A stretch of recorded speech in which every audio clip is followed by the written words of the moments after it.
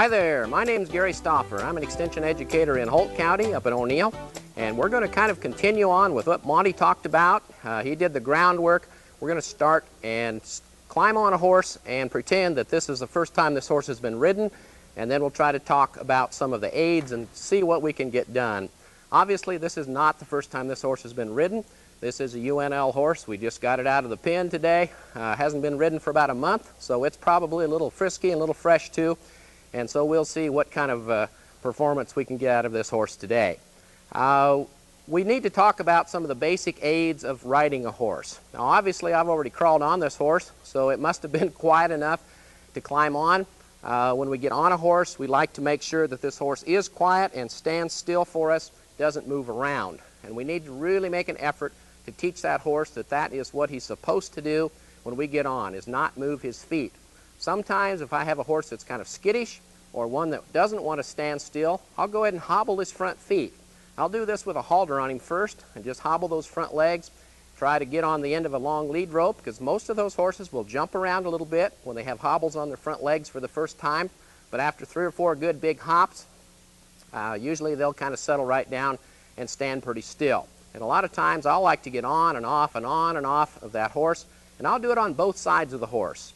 We've got to remember that a horse has 2 sides to his brain, and even though we teach him everything on the left side and he does really good there, we've also have to teach him on the right side. So we'll be talking about that as we work this horse today. Whatever we do to the left, we need to do equally to the right if we want to get equal performance from our horse. Now a lot of you will be starting with horses that are already somewhat broke or green broke or broke with some problems, or maybe you just want to sharpen them up a little bit.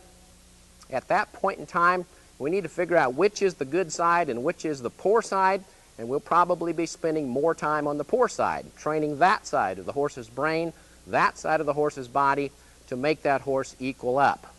Horses are kind of like us.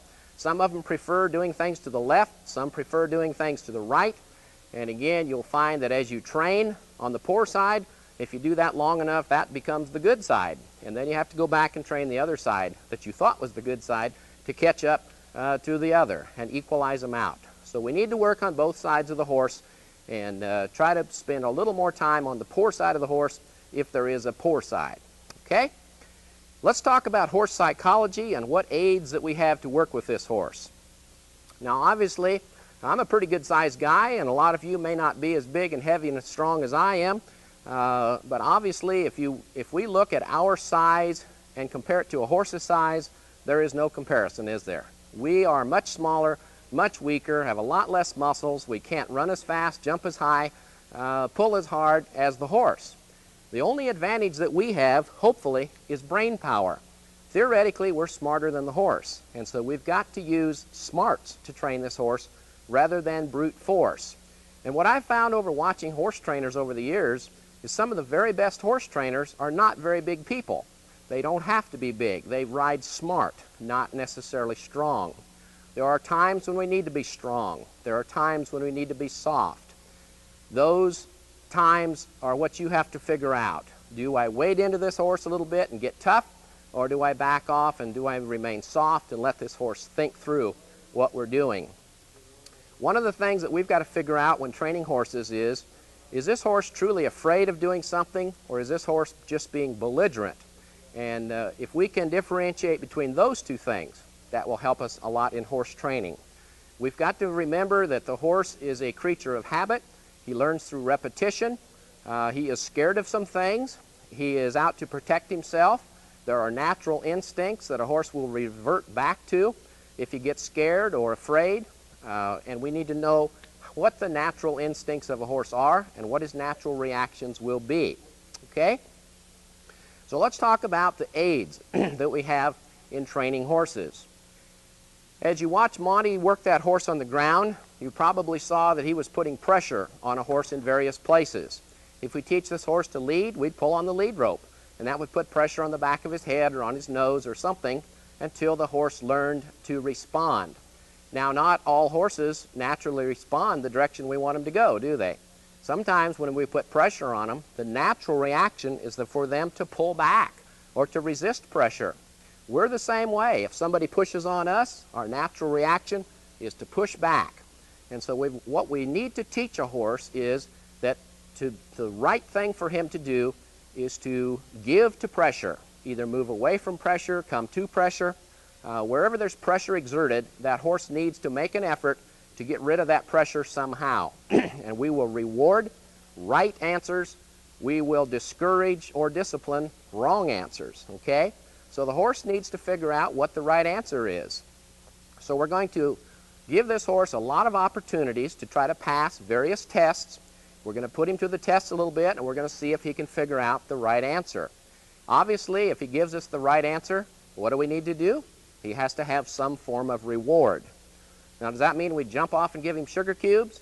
Do we grab him around the neck and hug him and kiss him? Probably not. Those aren't real practical when you're riding a horse. Sometimes you can pet him. Sometimes you can talk nice to him, say, good boy. Probably the nicest thing that you can do to him is just release the pressure. That's what he's trying to get rid of in the first place. He's probably not really concerned whether you slap around on him or not.